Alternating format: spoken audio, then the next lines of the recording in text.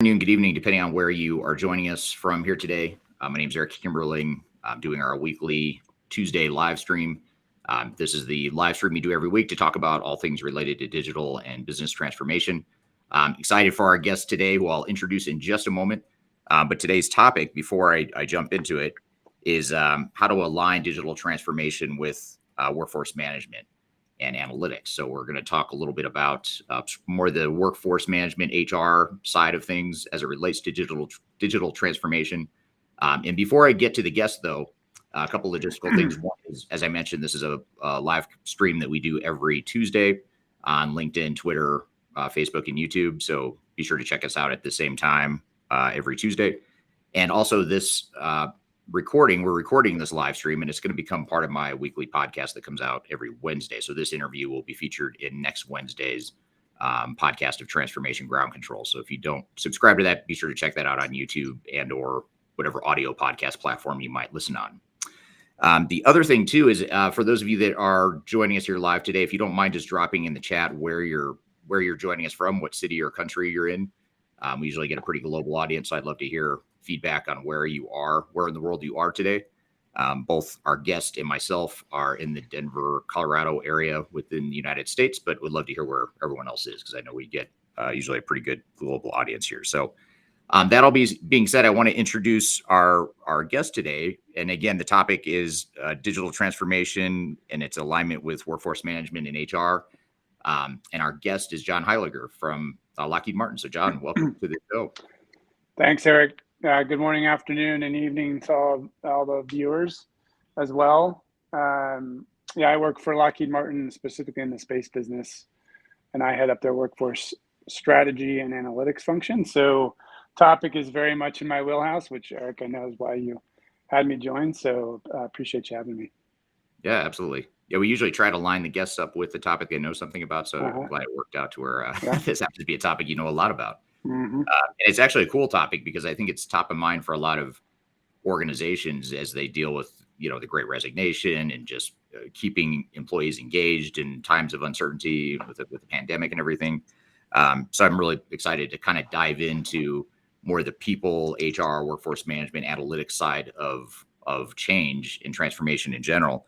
But before we do that, maybe just talk a little bit about what do you do? So you're the director of workforce management and analytics, but what does that mean? Sort of what is your responsibility? Yeah. So the simplest way to describe it is I'm trying to help our business forecast the skills and talent that they're going to need to deliver on their business strategy. So a lot of that obviously requires pretty heavily analytics, business intelligence,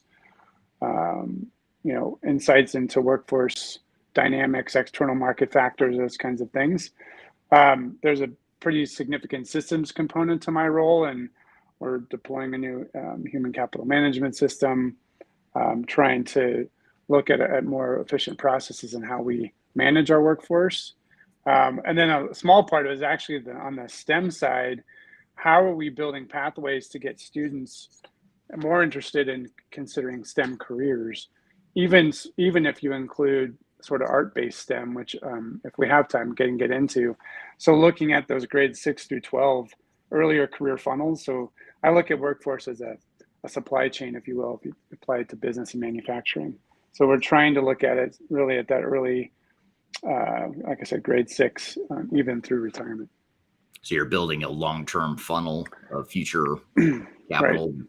Okay, that's pretty cool. Right. So it's super long-term thinking then, rather than super long-term. Yeah, it's hard to get your head around when the business I got positions to fill today. How do we get them to think longer term? Yeah, that's super interesting. So what, I guess just to start and maybe to back up for a second, a lot of our audience is here because they're involved with or interested in something related to digital transformation, business transformation, change management, that sort of thing. But just to maybe simplify the concept of workforce management, what does that mean? Because you focus on this stuff, what is that? How would you describe that in its terms? Yeah, so there's a strategic component of I have what right skills, right time, right place, right cost does the business need. Then there's the people that you have of, understanding why they join, why they stay, even why they leave. So those are so if you think of that as a high level. There's obviously the legal components of managing the workforce. There's the hearts and minds, the brand, the experiences that you want to give them, and the way in which you give them those experiences that I would include in that. Gotcha. Okay, so it's a pretty holistic view of HR, right. and just not even just HR. It's more just people's engagement with the company and identifying that talent even ahead of time. That's right. What do they fit into the culture? How much discretionary effort are they giving you? Those kinds of things. Are you allowing them to bring their whole selves to work? There's a lot to unpack there, but that's other elements I would add. Yeah. Now, how has your job shifted, and maybe some of the challenges of your job shifted in the last couple of years, with both the pandemic and also the talk and the trend of sort of that great resignation that a lot of organizations are facing, where there's just a lot of people kind of rethinking their careers and maybe shifting careers, quitting jobs. How has your world changed here in the last couple of years, given that backdrop? Yeah, so a little context to what I'll share is, the company I work for, we compete across all technology sectors. So the Amazons, the Facebooks, we're in the aerospace and defense industry, but it extends much beyond that. So we compete with banking, we compete with insurance, we compete with your social media companies. And so we are trying to compete in all of those areas.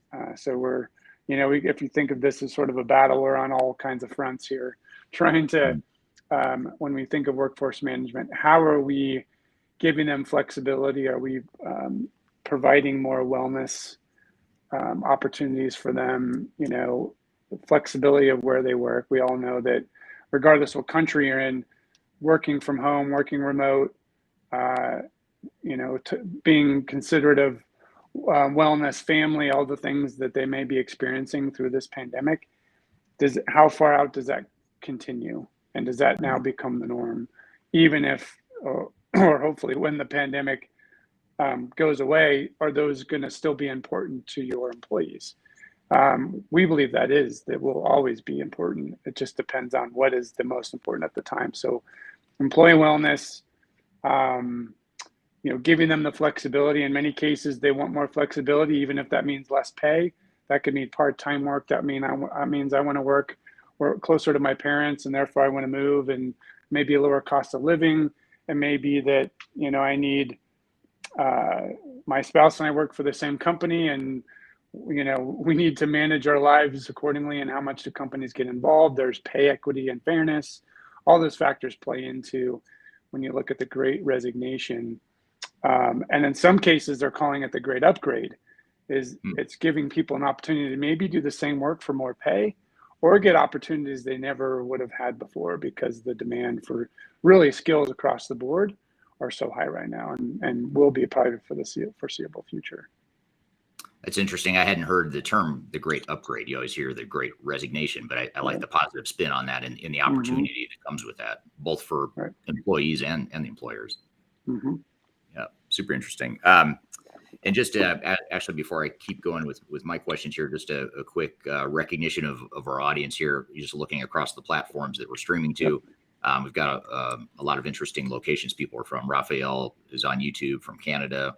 We have a marketing team from Denver, Hasina from Algeria, Mario from Colombia, Ronaldo from Mozambique, where he says it's hot. And interestingly enough, it is not at all hot in Colorado, where John and I are. It's below 0 degrees Fahrenheit, so it's extremely cold right now. In fact, it's too cold. You can't really tell behind me, but it's almost like it's too cold to snow. It's supposed to snow, but it's like it's too cold to snow. Well, I like. I can't pronounce his name. Is it Gassan? It's Colorado. This is a unique day. It's February. It's 2/22/22 or 22/2/22. Yeah, my kids were telling me that this morning, and I meant to mention that at the beginning. So thanks for bringing that up, Gassan. That February 22/22. That's a unique day. And then I was thinking it's every 11 years we get that, but I guess in 11 years we won't get that. Right. 333. Yeah, and you've got some. I'm in the space business, so we know Pluto is as close to Earth, and even in view of the U.S., in parts of the Northern Hemisphere. And it's been since July 4th, 1776, since that's happened. So Yeah, very interesting day. it is interesting. Very, very historic. Yeah. Thanks for everyone for being here. And thanks for dropping in the chat where you're from. Also, Nikhil from India, Zam from India as well. And then Ghassan, who is mentioning the 222 is from Kuwait. So lots of cool places that everyone's from. Most of them probably warmer than where it is, where we are today. And if you have questions too for John or myself along these lines or this topic, feel free to drop it in the chat as well. We'll keep an eye on that and get to your questions as well. You can drop it anytime as we're talking here. But what do you think? You sort of started to allude to this a little bit, but I do want to ask you a little bit more directly just to see if you have anything to add. But what are some of the biggest challenges facing organizations in workforce management in today's day and age? You mentioned the Great Resignation and the Great Upgrade, but what other challenges are organizations facing at the moment? I think companies are facing whether or not they're willing to compete for some of the compensation packages employees are getting. I think there are companies that can afford it and they're raising the bar. They're throwing equity, they're throwing cash, they're throwing all kinds of things at employees. In some cases, it may not even be pay, it may be flexibility that the company isn't willing or isn't ready to counter with. So, there's companies, there was a Gartner webinar that talked about companies offering every third Friday off, or you can have every Friday afternoon off. Actually, Lockheed Martin provides every Friday off. That level of flexibility and time to have balance back in people's lives, because as they've worked from home, they are now working more hours. We've done studies at our company that the folks working from home, working more hours, might be more burnt out. We're trying to apply analytics to understand burnout and flight risk. How do you help those employees with that kind of balance? So I was hearing a lot of companies struggling with that. Imagine you're a startup and you can't pay the types of salaries that maybe more established companies, larger firms can pay. So you might have to hire less experienced folks. What kind of impact does that have on companies when they might need more experienced folks in startup environments? There's the challenge culturally across countries. I think just about every country across the globe is faced with the same resignation, the same challenges, but you might not be able to move as quickly as other companies, depending on what country you work for or work in. The being able to offboard employees is different. There's obviously the laws attached to some countries, but I think you're pretty much faced with the similar challenges. And I'd be curious from our audience if anything I've mentioned resonates or any different challenges you might be facing that I haven't highlighted. And I'm seeing some questions, so cue me, Eric, when you want to stop and look at those. But absolutely. And good point, John, about if you do have, I'd love to hear from the audience. What are some of the challenges your organization is facing with workforce management? Anything particular that John said that resonates with you that's particularly true for you, or maybe things he didn't mention that you're struggling with at the moment?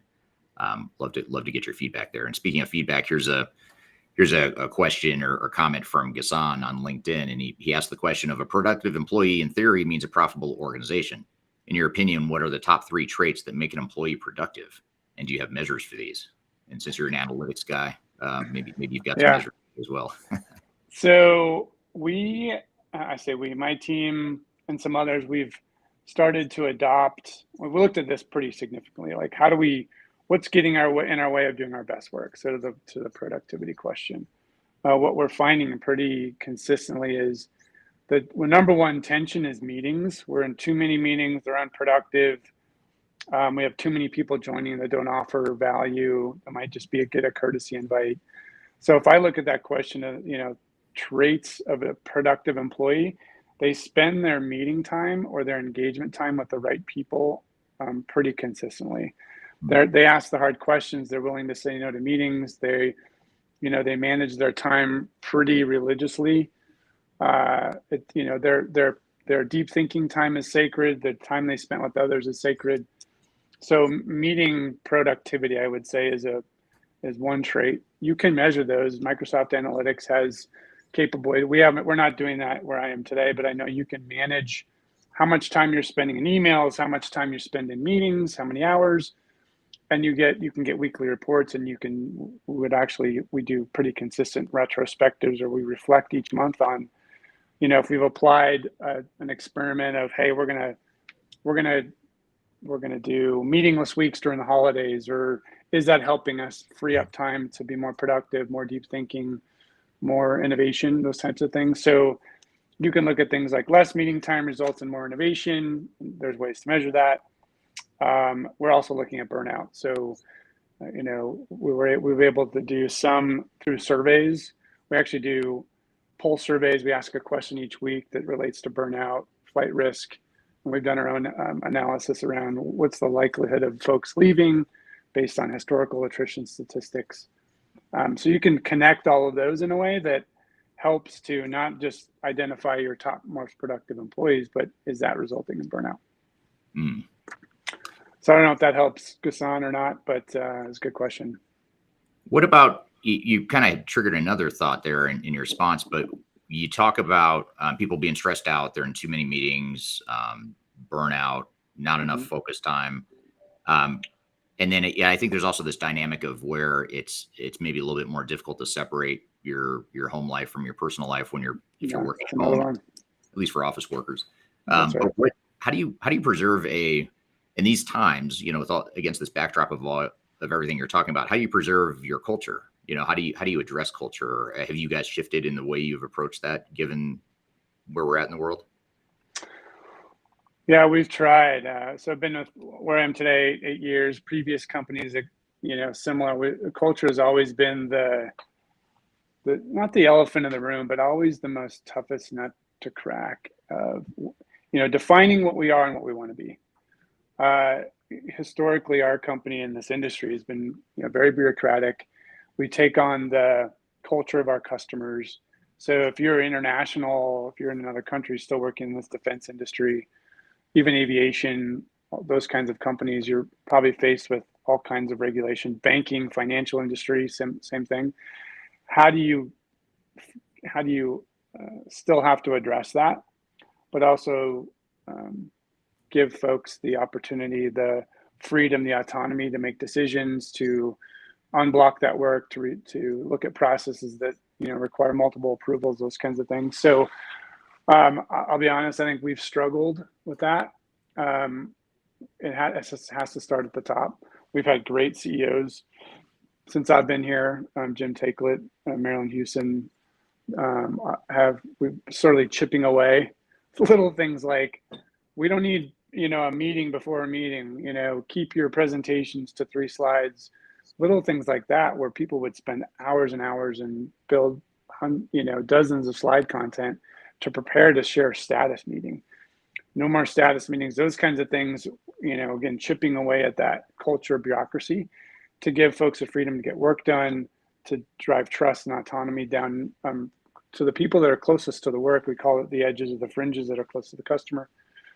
But, culture is one of those, you have to spend time as a company defining it, and then be very clear and intentional about what you want to be, and then apply some of those practices if your culture is bureaucratic and you want to provide more autonomy, or maybe it's too autonomous and you want to bring controls back, whatever it happens to be. I think that's the most challenging. Yeah. And you had mentioned that you guys are at Lockheed Martin are going through somewhat of a digital transformation of your own, like a lot of organizations are. Do you address culture as part of your transformation, or is that something that's top of mind for you guys as you think about how do we deploy new technologies? And by the way, how does that affect our culture, and what can we do to bend that culture? It is. It's very much a part of it. We put a lot of effort and resources around change management. So we follow, the typical model of, and the model is escaping me, it'll come to me in a second. But you apply the ADKAR methodology, where you're looking at, how do you get folks through that change curve of resistance, acceptance, adoption, when you think of, okay, your work is going to be more automated. So let's say, great examples in software development, where you create a factory of code where people can draw that common code and not have to rewrite it every time. what does that do to the software engineer's job? Or even tracking of inventory, where you're attaching RF or Bluetooth devices so you can track things from your mobile device or your computer without having to walk, the shop floor to put, sticky notes and tags on it. What does that do to that person's work? How do you get them and convince them that that work is more fulfilling when they might have been doing it for decades? Those kinds of things. The other thing is, this kind of draws to the system side of moving managers to more self-service. So our culture has been, HR, some of the functions do a lot for a leader. We hold their hand, we do the work for them, moving people, approving certain things to, hire somebody or offboard them. How do we create systems and make them intuitive enough that managers can do that work themselves? So that's a big culture shift of, if they do something once a year. A great example would be opening a job. And if we train them and they forget, how do you build that system so it's got, there's a platform called WalkMe or those types of platforms where they do tool tips and tricks when you're in the tool. So it's tool training when you're in the application, so that every time they're in, they don't need a person to walk them through. They can do it themselves. But a culture in a way that doesn't put so much on them that they have to remember 50 things and not have time to actually manage and lead their people. So I don't know if that answers your question, but I know that's a challenge for us, is shifting to digital transformation, applying self-service capabilities and systems that let them, like they said, do that work themselves. Yeah. So it's almost like an underlying cultural theme of empowerment, self-sufficiency, whatever you want to call it, to where it's, you're managing your own, you're managing a lot of things that you relied on other people to do for you, like HR, and self-service, and that sort of thing. That's right. Very interesting. A couple of other comments I want to hit on here. One is actually from Kyler, who's my podcast co-host, who's listening in the background here. And she said she really likes the Great Upgrade. Jed Hafer talked about this at our recent Stratosphere event. Check it out at stratosphere2022.com. So if you go to that website, which is an event we just hosted a few weeks ago, all about digital transformation, Jed Hafer talks about Great Upgrade, emotional intelligence, a bunch of change management stuff that's really important. Yeah. And then I want to hit this question here from Zam. I hope I'm pronouncing that right, Zam, in India over on LinkedIn. The question is, in digital transformation like ERP implementations, we need module consultants and leads to collaborate and work together instead of working at individual verticals. Any thoughts how to create an atmosphere of working together, establishing dialogue? And I apologize, I have to hide the question on the screen to be able to read the rest of it here. That's okay. I can still see it. How to establish dialogue between various modules and teams. So I think it's a collaboration question. How do you create that cross-functional focus on the organization and mindset shift? Sort of like the cultural question I just asked, but a little bit more functional and focused on operations. How do you create that culture of collaboration within an organization? Or is that something you've dealt with or seen at Lockheed? Yeah, I've seen it. We've tried a lot of ways, and I'll highlight a few.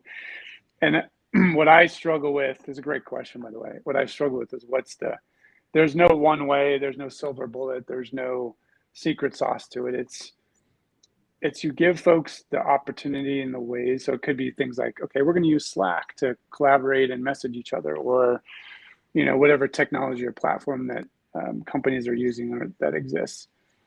And then how do you give them the freedom to come up with ideas and apply those ideas? So we've done things like we create communities of practice. We have a new ways of working community where we talk about, what are ways that we're unblocking work, that we're driving decisions down closer to the customer. How do we make decisions? What decisions rights do we give each other?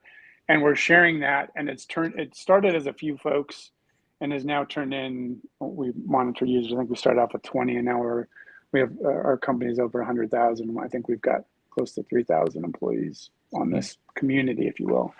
And we're just sharing practices of, have you tried this? No, try that. We cross-facilitate these sessions with each other. And when I refer to new ways of working, there's a book called Brave New Work, There's another one called Humanocracy that tries to apply these principles and practices of unblocking work and driving autonomy. So, it could be a community of practice. It could be a platform or technology you use. It could be ways that you said empower people to connect is what I would say, but it differs across companies, countries. Some folks may prefer to be in person to do that. We can't do that, or you have to do Zoom, or we may prefer Slack over something else. But are you creating a way for your employees to interact? Is that reinforced and driven through leadership?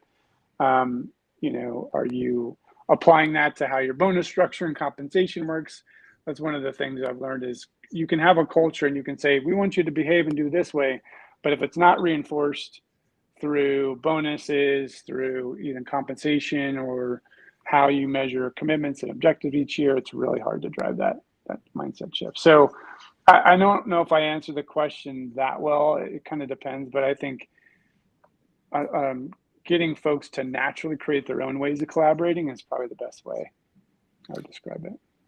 And you hit on some really good points about, when you think about how you want your culture to shift, a lot of times people think, well, the technology is just going to sort of enable that culture of collaboration or of self-service, whatever the case may be. But you also mentioned a couple really important things in passing around.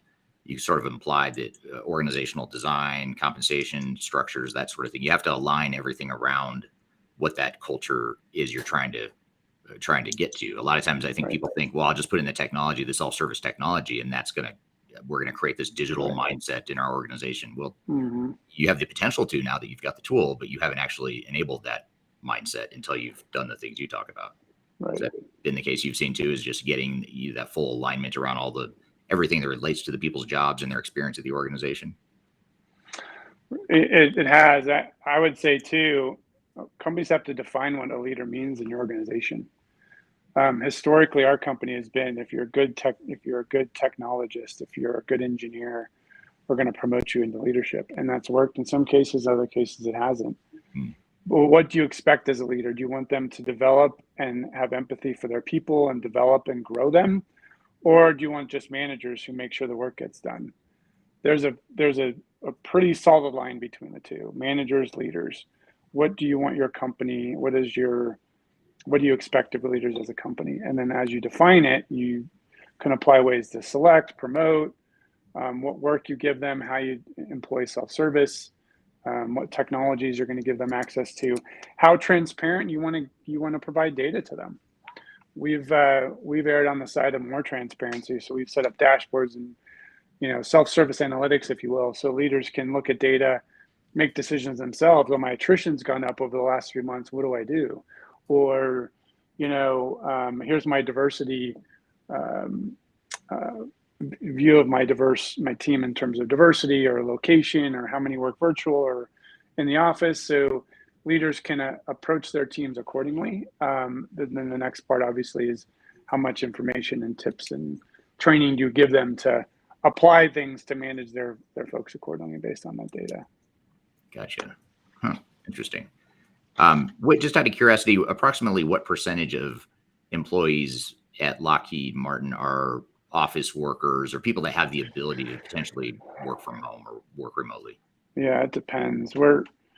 We have a pretty significant number of programs that require clearances, so they have to sit in a secured space. Hard for them to work from home. But it varies. I think we had not by choice, but because of the pandemic, we had to change our philosophy pretty significantly overnight. And I know a lot of companies have gone through that. We were up to maybe 30 to 40% at one point, but it varies. It depends on what part of our business, what location, and the role typically. So, we've got, like I said, significant requirements for folks to be in the office because of clearance. But I think we may have been 10% at one point. So we took this huge swing, and then maybe we've scaled back a little bit. Gotcha. But I don't know specific numbers.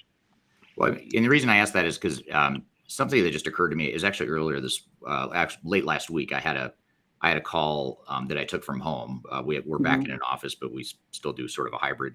And I took the call from home, and it was with a manufacturing company. And the guy that I was on the call with showed up in the orange vest, because he'd been out on the factory floor. He came into his office office to take this call. And it just, I don't know why it just now occurred to me 2 years into the pandemic that for a brief moment, I felt like a moment of like not being able to relate, a non-relatable moment, if you will, in that I'm working at home. I have the flexibility and the ability to work from home, but clearly he doesn't. He's a factory guy. He manages a shop floor, and he can't work from home.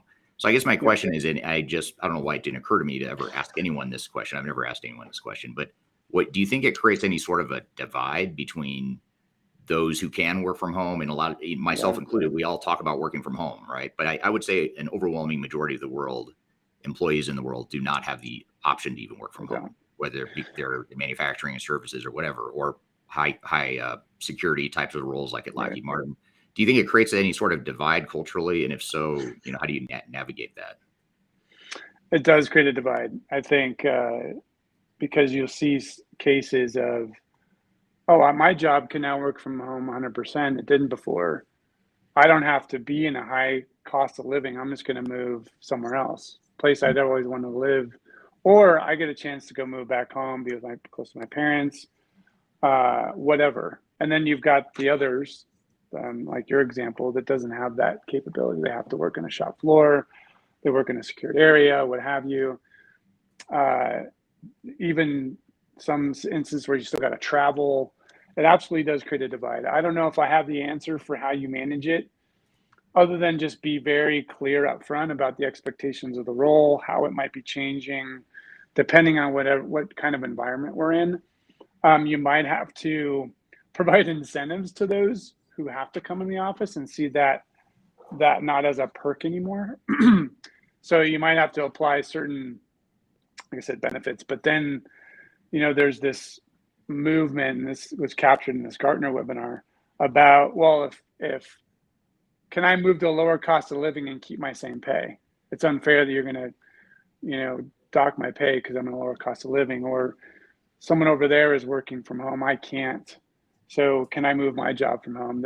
That's pretty constant. And I think you're going to have to be clear with your employees. They're going to have to make their decisions if they stay in their role to pursue something that has more flexibility, or you incentivize them to stay if their role doesn't have that flexibility. Yeah.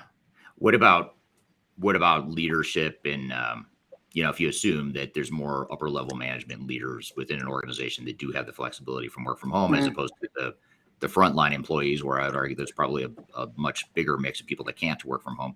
How do you create that credibility, the trust, the general leadership, behind that when you have this sort of, I'm working from home, I'm showing up in my pajamas potentially on a Zoom call, and you're actually at the office. You had to get up and shower and drive and all that stuff. Yeah. I'm trying to figure out like how do you reconcile that, or is that something you guys have faced, or maybe I'm overthinking the whole thing. I don't know. I tend to do that at times. I'm the same. I maybe if maybe reframe the question, Eric, are you asking, do leaders have to lead differently depending on those types of situations? Yeah, that's a better way. That was what I was trying to say. You just said it better. Yeah, I think you do. I mean, one thing I've learned is if your team is grounded in purpose, and you have to spend time developing what is the purpose of your team, what are the expectations, and then all of that around, that purpose, grounding and purpose should drive how you operate. In other words, a good example for us. Okay, so we've spent a lot of time developing why are we here? What does success look like? What would the business benefit from the work that we're doing? Those kinds of things, and identifying our big rocks. And then we say, okay, let's go. We're all going to go out and trust each other that we're going to deliver on these things. We know each other's roles. We know how we're structured, but this is our purpose. And then we trust when folks work, how they work, to figure that out on their own and share it with each other. So we drive psychological safety of, hey, we have one employee who has family time that starts at 5:30, and she's on the East Coast, and we hold that sacred. I typically don't start my workday until 7:30 because I have obligations in the morning, and I actually carve out deep thinking time. We hold those times sacred, knowing that we're all driving to the same purpose. We know our roles. We're going to work together, and we put that trust in each other. And if that doesn't happen, then maybe we're not hiring the right people. I think that's a culture that a lot of companies have. Of I need to see them in their seat, working at their desks, to know that they're getting work done. I think leaders have to change that perspective. Hire the right people, ground them in purpose, and let them go do their best work.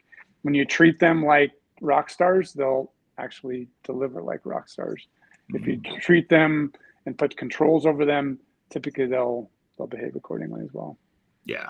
And at times like this, where there's more job openings than there are willing workers, that's a big risk, I would assume. People That's right. saying, "Yeah, I don't need to put up with this because there's a million other places I could be working and being treated better." Right. So, interesting. So here's a little bit different question that just to shift gears a little bit, maybe to get more to the digital side of things, or the system side of things. But how are enterprise technologies such as human capital and HR systems and predictive analytics impacting how workforces are being managed in the 2020s? You talked earlier about the self-service aspect of it. Are there other examples you have of how HR technologies and just other enterprise technologies, doesn't even need to be HR or HCM necessarily, but how is technology affecting the way people work and the impacts on their jobs? So great example would be, I love the question for many reasons. One is, I think sometimes we expect technology to solve all of our problems. If you don't first identify how the work gets done and then try to apply it within the technology, I think you probably see more failures and successes. But I would say that one of the things we're seeing from a systems perspective is the platforms you're purchasing, the SAPs, the Workdays, those kind of Oracles, do they have analytics capabilities built in? So when you're spending a lot of money and effort to implement, to make sure that maybe it's intuitive, self-service capable, all those things, but does it have built-in analytics? I think HR systems tend to lag other technologies when it comes to that. A great example might be Salesforce or those kind of applications where it's been so, the way that it informs the business, sales, customer behavior, those kinds of things. I don't know if we can apply those same insights to employees yet. I could be wrong. I'm still learning SAP and others. But I think that's a big factor. If you can nail that, I think you can be pretty successful in leveraging the capabilities of the systems. The other one is AI, cognitive assistance, chatbots, those kinds of things, of taking HR work and automating it. For years, decades, HR has been, their value has been based on, I'm answering an employee's question, I help a leader do this kind of work, versus if we could help the business achieve cultural transformation, strategic workforce planning, and less time on, did I help an employee get a question answered, or do I help a leader complete a task? There are technologies to do that. They're either home built or internally built, or you can buy things off the shelf. Typically ServiceNow, those kinds of things, I think are starting to have those capabilities. But I think that applies to some of the things we said before of self-service. You also have that chatbot capability for leaders. What does that do to employee experience? It might solve for the HR business partner who doesn't have to do that administrative work anymore, but how does that translate to employee experience when it comes to, either a question getting answered or what's my next career move? So I think the advancement of that has a long way to go, but there's some interesting applications that I think companies are testing.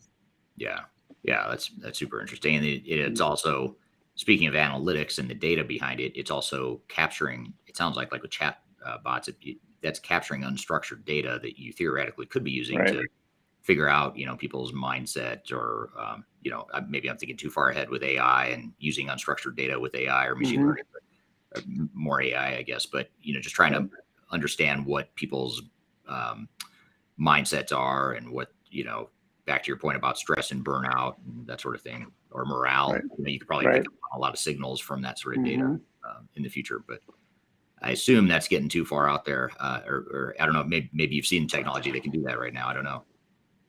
Well, I can't think of one, but I know there's debate of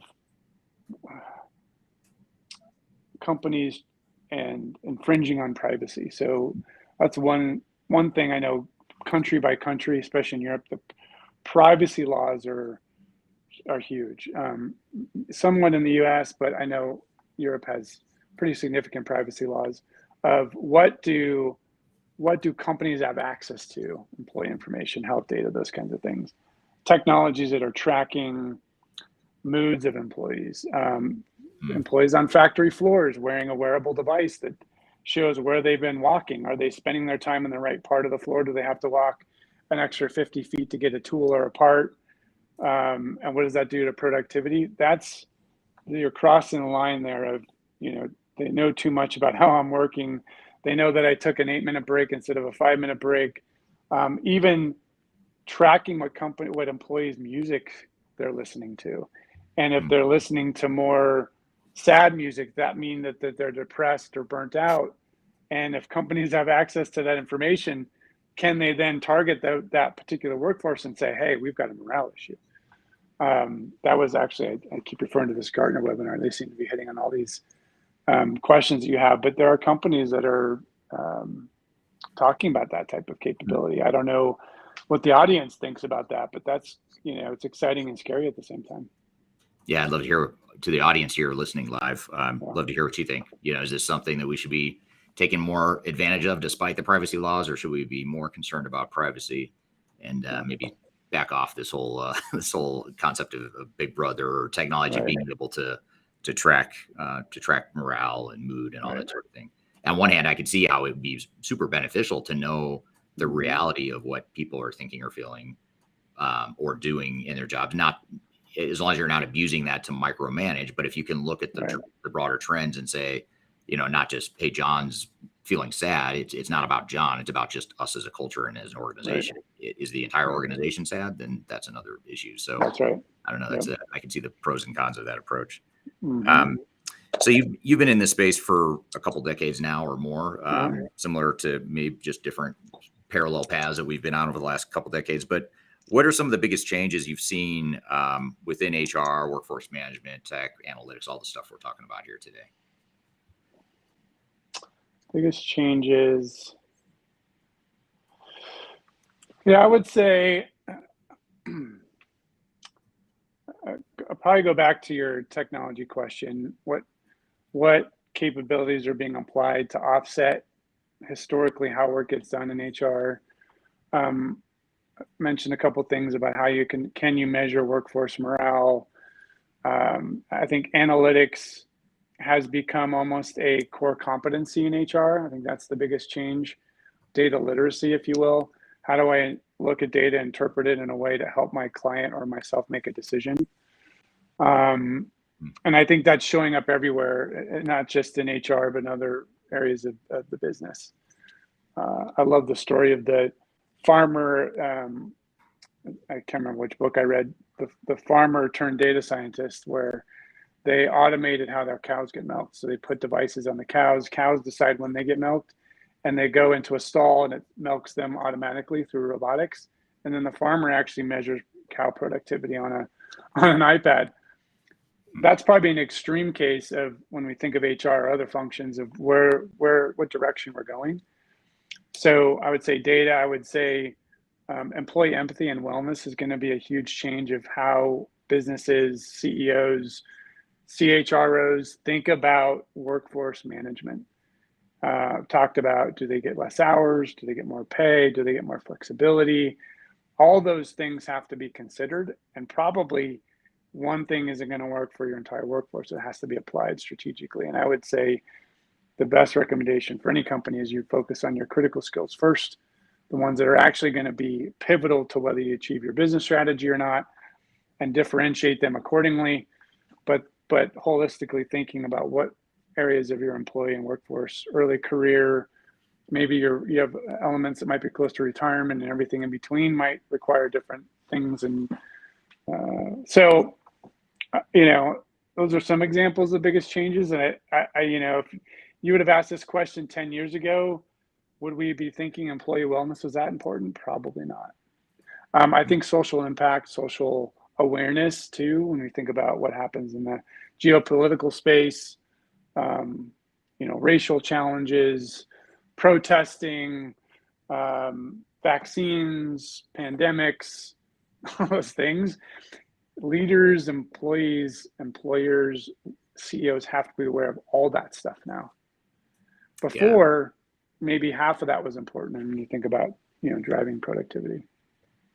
Yeah, it certainly has, if anything, jumped to the top of the list for a lot of organizations, and just added to the complexities of managing a diverse workforce, a global workforce, all that stuff. I don't know why, but when you're talking about the cows, the farm with the cows, when they decide when they're going to get milked, all I could think about was Animal Farm by George Orwell. Yeah. We were talking about Big Brother a moment ago. It's like, why is this all come back to Orwell somehow?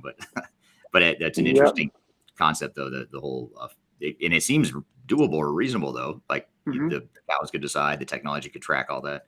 But can't help but think of that book as well. Yeah, one thing I would add to that comment, Eric, is it's funny how companies view themselves. Take a Domino's, take a John Deere. They don't view themselves as, Domino's didn't view themselves as a pizza company. They view themselves as a technology company who happens to sell pizza. John Deere is a technology that happens to sell farming equipment, because now they apply GPS and insights and capability that they hadn't before.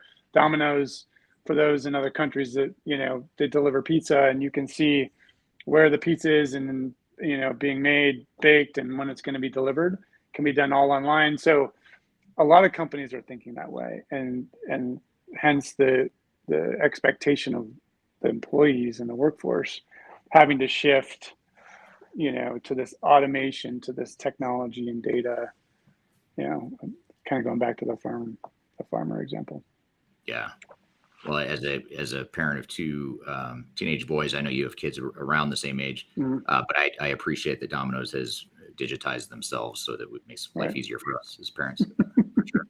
Very true.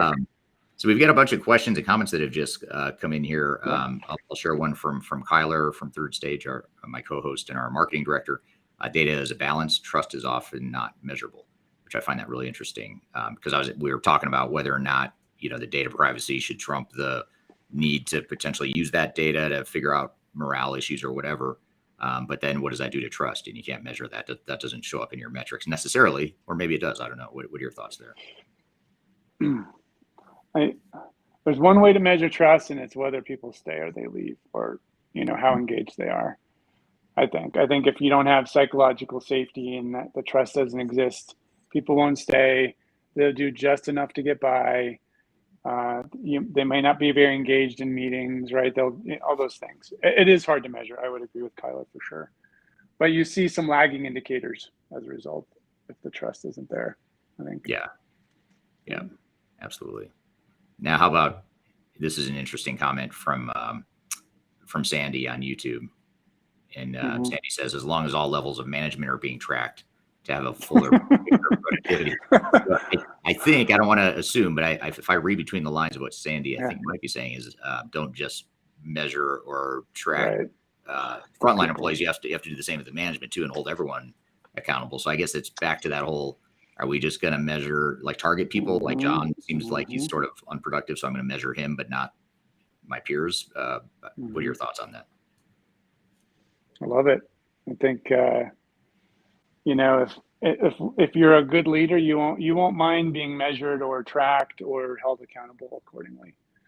Yeah. I think. I mean, there's companies that, the whole role of leadership and management is changing, or should have changed already, on how they spend their time. I think we assume, oh, well, we have 20 people, or we have to have a leader over it. Well, why? There are companies that have these pods that don't have leaders. A leader may naturally arise, but someone's not hired and appointed. They know their purpose, they get their work done accordingly, and they co-create as a team. That's uncomfortable and a little dramatic, I would say, in many traditional companies like Lockheed Martin. I think it would be hard for us to do that.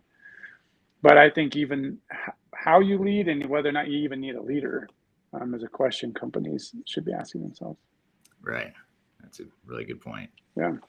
Here's an interesting question, kind of opening another angle on this. This is from Sai on YouTube. He says transformation would definitely shift the jobs to different skill sets. What do you think would be the situation of incumbent individuals? So I think it kind of gets back to the whole Great Resignation, attrition. Yep. New employees coming on, but then how do you manage the incumbents, the people that are sort of the legacy employees, the long tenured employees? Do you manage them differently? Yeah. What are some of the unique challenges they face?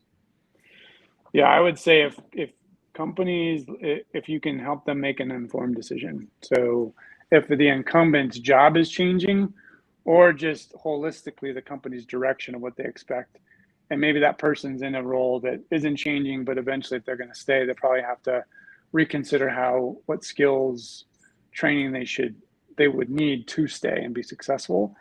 As long as companies, and AT&T did this, where they said, look, this is the direction we're going. These are the jobs that are changing, and they're going to go from A to B. You're going to require these new skills. You might have to have a certain level of coding experience. I think it was GE that required all of their employees to learn to code. Those things need to be shared and very transparent to the incumbents, to the employees, so they can then decide, do I want to be a part of this or not? If my job's going to be on an iPad and I'm going to be doing digital manufacturing, I'm not going to be working and whittling parts by hand, am I going to sign up for that? And then let them decide, do they want to stay, or to give them an opportunity and enough awareness that their job's not going away tomorrow, but they can start to think about what's next for them. I think if companies do that well, then not just how you hire, but the folks in your existing workforce. It might be shocking, it might be uncomfortable at first, but at least they can make the appropriate decisions. So the ones that stay know that they're fully bought in. But again, you have to help them make an informed decision about how their jobs change. Yeah, absolutely. And that it gets back to that clarity, transparency, a lot of the themes you've touched on in the discussion here. So what about, I guess just as, a couple things here. One is I want to share this feedback with you, John, because I think it's nice feedback. Thank you, John. Great points and tips. Thank you for addressing my question. And then thank you, Eric, for selflessly making this difference to people like me who are looking for some ways to outperform better in self-improvements. So thanks for that comment, Sam, on LinkedIn. That's why we do this, is to help people improve their careers. And I always have guests on here that I know I'm going to learn from. So that's the way I view it. Is I want to try and learn in front of a live audience, which can be fun and awkward at times too. So I guess just as a question to maybe sort of bring this all full circle and wrap up the conversation, what advice would you give to organizations as they embark on I was originally going to ask you digital transformations, but let's just talk about transformation change in general. What advice would you give to organizations, whether they're going through a digital transformation by choice, whether they're being forced into digital transformation because the economy's changed, the supply chain's a mess, and they need to do something, or they just are trying to manage culture differently, their workforce differently? What just general advice would you leave people with if you had 2 or 3 things? That's a great question. I know it's very broad. But. Yeah, forgive the pause. I'm kind of noodling on that one. I would say the reason for that transformation has to be clear. I've read about companies, obviously being a part of Lockheed Martin, very clear on why the change. And yes, it applies a lot to how you do change management, but it's still very important, the why. People have to be able to resonate and connect to that. And if they don't, that's okay too.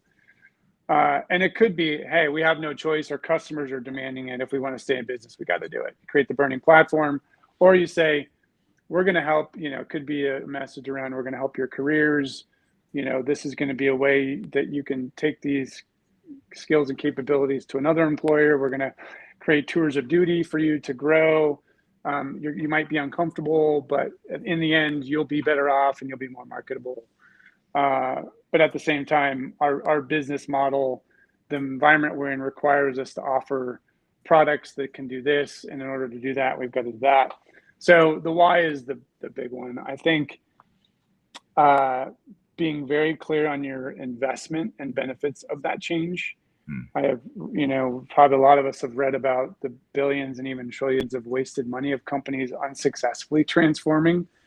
because they haven't had a clear strategy, a roadmap of what has to happen, or companies have waited so long they've got to do it all at once because they have no choice, and all again can drive negative ROIs and those kinds of things. So I think 2 would be just being very clear on your expense and ROI benefits. And then I would say the way in which you engage your workforce, the expectations of leaders in this transformational environment, what does that mean to them, and what does success look like? Maybe starting with leadership. What does transformational leadership mean? I can't remember, someone on the audience called out the leadership manifesto. I think it was Kyler. I think that's a big piece of it, is how do you lead in the future? What does the future of work look like? And because if you have the right leaders, and it starts at the CEO, and you can carry this capability and help your employees through this journey, I think could be hugely beneficial. Yeah, absolutely. That's all really good feedback. Those are 3 really good tips. And I like the second one, particularly just the benefits and ROI, tracking the cost, benefits, ROI. Because I think a lot of organizations, especially in cases where they don't have much of a choice because they're being sort of forced by the market into transformation, and or the vendors in many cases are kind of forcing organizations to move to the cloud or whatever the case may be. That's not enough. I mean, that's a good burning platform to your first point about communicating the purpose. So the good news is it creates a burning platform, but if you don't have that clear direction of what it is we want to get out of this on the other side, I think that creates that can create a lot of problems. Right. So good stuff. Well, thanks a lot for being here, John. Really appreciate having you here. Thanks for having me. The live stream. Appreciate all the audience questions here. Great questions. I know we didn't get to them all, but thank you for your great feedback and engagement here. You can find this discussion the discussions like this every Tuesday. We do this live stream, same time, same place. And then look for this particular interview to show up on a week from Wednesday, a week from tomorrow, on the Transformation Ground Control podcast, which you can find on YouTube. And you can also subscribe on any audio podcast platform, Spotify, Apple, Google, Amazon, etc. So be sure to check out the podcast there. And thanks again, everyone, for being here. Thanks, John. Have a great one, and we'll see you all soon. Take care. Thanks, everybody. Bye. Thanks, everyone. Bye.